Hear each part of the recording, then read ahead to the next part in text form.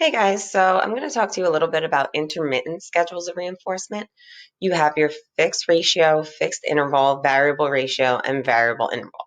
So think with your fixed ratio, think of the word fixed as set and ratio as a number. So you would give reinforcement after a set number of responses. So if it's an FR2, every two correct answers the client gets right, you would reinforce.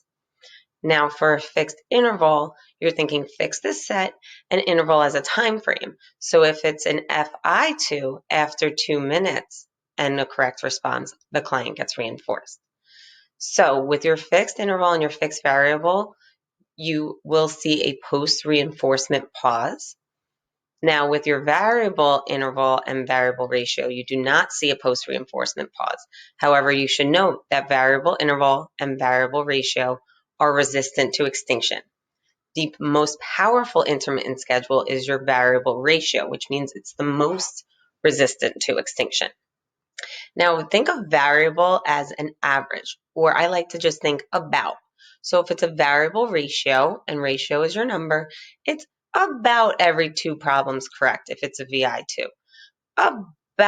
VR2, excuse me. So about every two problems correct, a client gets reinforcement. Now, if it's a VI, about every 2 minutes, the client gets reinforcement.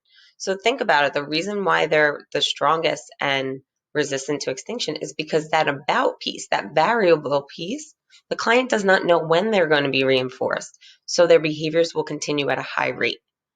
Um, so just always remember your fixed have a post-reinforcement pause and your variable are strong and resistant to extinction.